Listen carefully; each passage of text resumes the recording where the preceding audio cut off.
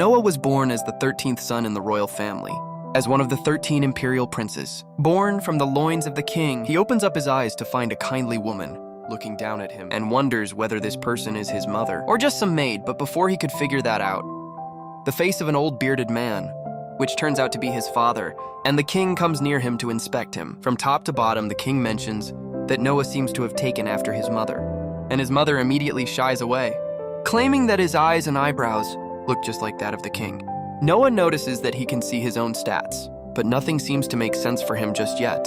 Suddenly, one of the court mages walks up and holds him delicately in his arms before announcing to the king that Noah has the magical affinity of water.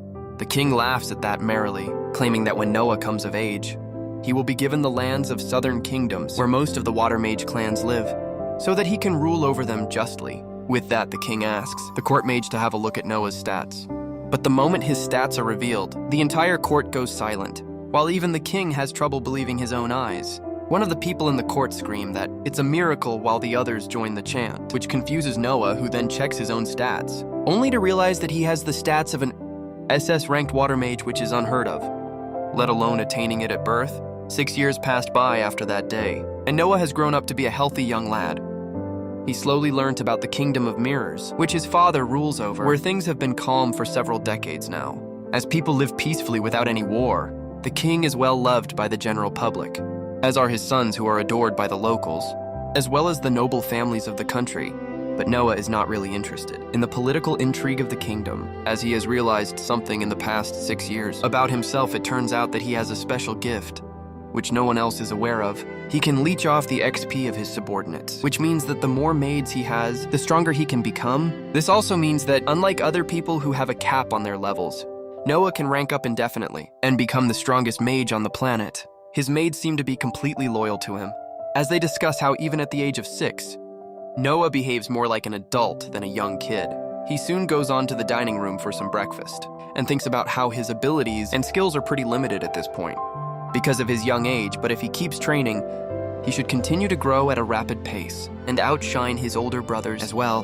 His thoughts are broken by a beautiful maid named Evelyn, who tells him that the crown prince of the kingdom and the fourth prince have both come to visit him.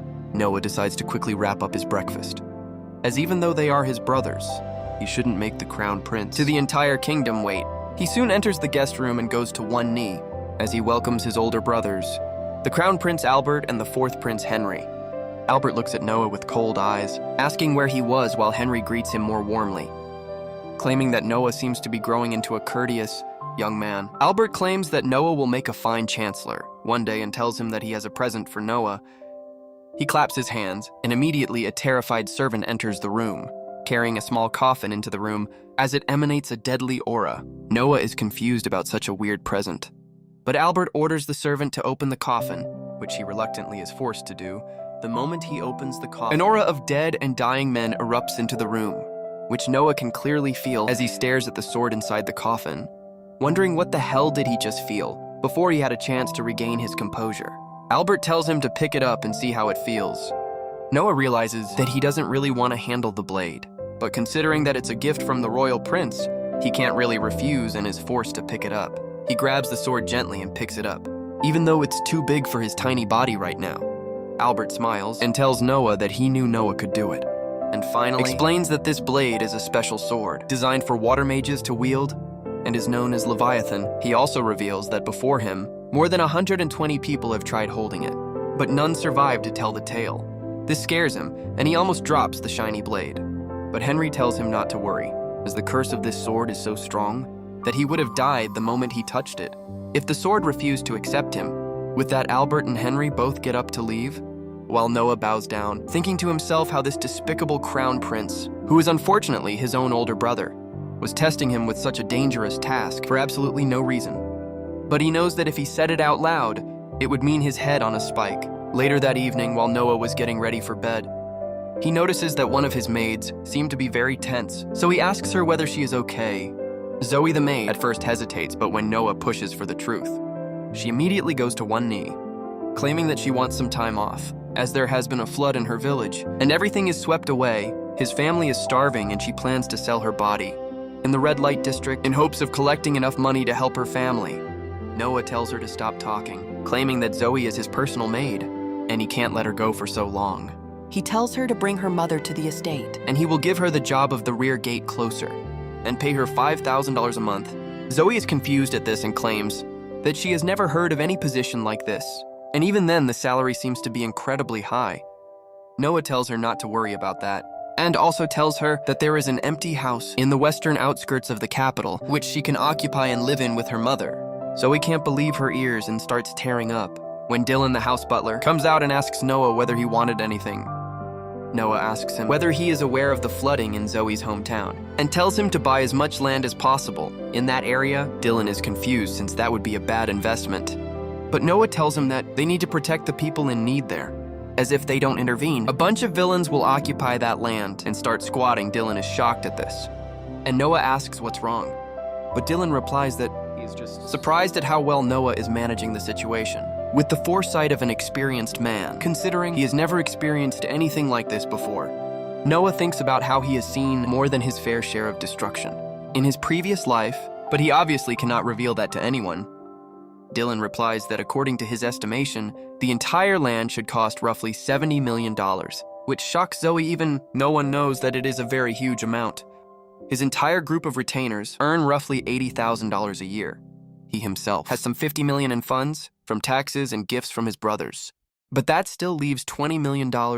He turns and asks Dylan about the land that they have in the south of the capital and claims that they will have to sell that land. Dylan is shocked and advises Noah against it, since that land was a gift from his father, the king himself, and selling that land would be unimaginably rude to his own imperial family.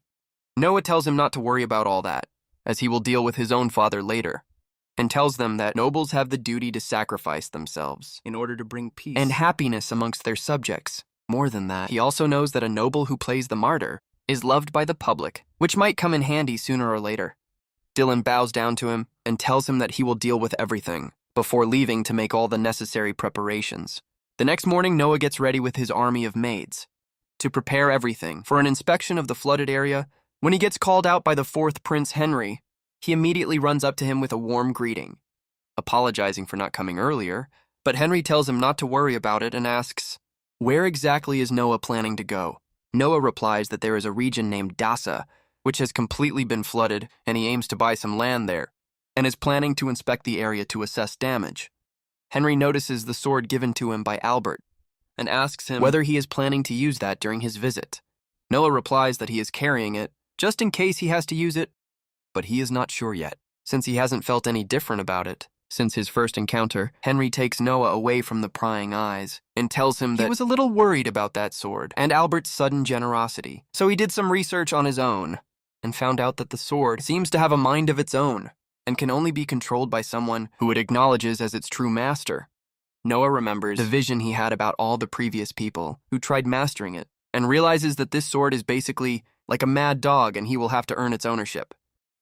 Before he can truly master it, Henry tells him to be careful and advises against using it unless absolutely necessary, as he has a bad feeling that the sword will take his life, just as it has taken hundreds of people before him.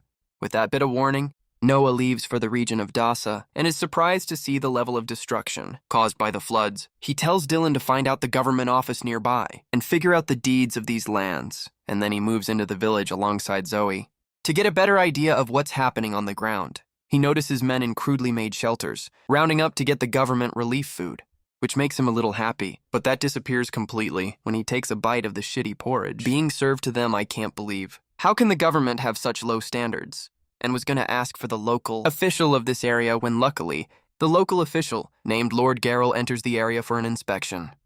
Noah expected him to take actions against the terrible quality of food, but to his surprise, the man blocked his nose and took a look at the porridge before claiming that it was sufficient, which made the cooks happy, who are basically taking advantage of the situation. The chief cook tells him that his food is ready at the mansion, and Garl immediately decides to leave for the feast, which was awaiting him. Noah couldn't stand this, and immediately goes ahead to confront the man. He calls Garl a corrupt little bastard with a tiny P, which hits him where it hurts the most, and the man with a fragile ego immediately pulls a sword at Noah. Noah immediately calls for the sword Leviathan that Albert gave him, hoping that it would kill him, and the sword immediately flies towards him. At first he thought that the sword would just obey him, but he suddenly realizes the true strength of the sword. as it starts resisting him, burning him with its powerful, sinister aura. Noah, however, refuses to back off and continues on, and finally manages to overcome the sword, taking control of the legendary blade once and for all. Once that was done, Garl had no chance, as Noah easily parried his attack, and decided that the sentence for cheating the locals during a time of disaster is nothing other than death. With one swift slash, Noah cleaved the head clean off, shocking everyone in the area. Immediately, the guards start surrounding them, and he would have gotten lynched, but he smashes the sword in the ground, creating an incredibly deep hole in the earth, shocking everyone. The chaos attracted the attention of the knight, named Rowan, who was recently appointed as the manager of this area, and he immediately recognizes Noah and goes down to his knee. Everyone was surprised, but they soon follow suit, taking a knee in front of him, while Noah tells Rowan that the first thing he needs to do is to make sure everyone here gets good food. And Rowan immediately apologizes for his oversight and gets on the task after he returns. Noah gets immediately called down to the capital by his father, where he expected to get scolded. But to his surprise, his father praised him for taking the decisions when he took them and checks his stats again, which has grown since the last time he saw them. He thanks Noah for his help and tells him that he will need him to continue aiding him in ruling this kingdom. A couple days pass by, but Noah stays in the capital of the city, as this city is the beating heart of the entire kingdom and the most prosperous place by far, where loads of talented people come to find work. His plan is to bag one of these talented people for himself so that he can increase his own stats and quickly become a force to be reckoned with. His first candidate is a young girl that he has heard about, who is supposed to be an incredible singer, who has recently been in the talks as a brilliant up-and-comer. He finds out the theater that she is going to perform at and takes a seat alongside Zoe to see whether she is worth the talks or not. Soon a young girl with a top hat named Ollie emerges on the stage and gets ready to perform in front of an audience. She soon starts singing, and immediately Noah is mesmerized with her voice. He knows that he is not the best technical singer that he has ever heard of, but she is definitely the singer who seems to really love her craft a lot. He thinks that with the right training and guidance, she can achieve greatness, and starts considering taking her under his wing. Before the performance could even end, though, a bunch of goons break inside the theater and shout at Ollie to shut her dumb ass up. The entire audience hold their breath, wondering what these villains want, while Ollie stands there scared, while the goons make their way towards the stage. One of the workers tries to intervene, but the fatty immediately pushes him aside. Before jumping on the stage itself, he screams at her to pay up, claiming that singing on these stages won't get her enough money to pay her father's debts. She shivers as she tells him to please let her go, as she is trying to earn money and will pay them soon. But the fatty tells her that this is a garbage way of making money, and if she wants to earn loads of money quick and easy, she needs to start a social media channel and upload thirst traps there, or selfie pics and maybe her bathwater. She tells him that she is a respected girl and would never swoop down to do things like that. But the fatty threatens to break both her legs if she doesn't do as he says. That's when Noah decides to intervene and tells Fatty to step away from the girl immediately. The fatty turns around and tells Noah to go back to her mom's lab and drink some milk, or he will beat the crap out of him. Noah doesn't care, though. He jumps down from the seat and starts walking towards the stage, telling Fatty that it's illegal to make children assume their parents' law by the decree of the imperial law. Moreover, it's also illegal to force people to sell their bodies in order to pay any sort of debts. The fatty angrily grabs him by the collar and lifts him up in the air, claiming that today is Noah's last day on Earth, but he doesn't really know who he is talking to. With the flick of his fingers, Noah creates a menacing purple aura that knocks all three of the goons to the ground. While Noah takes out his sword and points it at the fatty, the goons realize that they might be outmatched at this point, so they immediately tuck their tails between their legs and immediately start running away. Zoe goes towards the injured worker and helps him up, while Noah tells him that he should send them to him if they ever come back to this place to harass anyone. Zoe hands him a business card, and the worker is shocked to see that the boy in front of them is actually a prince of this kingdom. Noah doesn't really care about the fanfare, though, and turns around towards Ali and asks what her monthly expenses are. She thinks about it for a while, considering the fact that she also has to deal with her mother's treatment, and replies that her monthly expenses should be around $600. Noah tells her that he will pay her $25 every month so that she can work on her singing and get better. She is shocked to hear that and can't really believe her own ears. Noah tells her that her salary would also increase as she gets better with that. He tells her to complete the song, as he would love to hear how it ends, and returns back to his seat. Later that evening, when he returned back to his own home, he was greeted by his maids, when he suddenly notices that the goons from the afternoon are bowing their heads to the ground, begging an audience so that they can apologize. He knows that only now did they realize that he was the prince of the kingdom, but he decides not to entertain them and tells her maid to turn them away, claiming that a prince does not have time to meet with people. Randomly just then, his older brother Henry also arrives, claiming that he has made the right decision as he would devalue his own authority as a prince if he talks to these plebs anytime they want to. Noah tells him that it was not the only reason why he decided to turn them away and explains that he wants them to think that he is still really angry about the stunt they pulled with the girl today, and that might scare them enough to not try and bother her again. Henry asks who this girl is and why does he seem so invested in her. He claims that he is a really good singer, and he thinks that she can be an asset for the kingdom if she keeps improving herself. Henry smiles, claiming that he is very young, but still thinks about the complexities of the situation. Like an adult, he mentions that Gary is close to his age, but he acts like a total child and is nowhere as smart as him. Noah politely replies that Gary would also start understanding the situation. Soon enough, he knows that even though he calls them his brothers, Henry and Gary are true blood-related brothers, since they are from the same mother, while he has a different mother. Henry then turns the conversation towards his sword, claiming that he didn't really think it possible, but Noah seriously seems to have mastered the sword.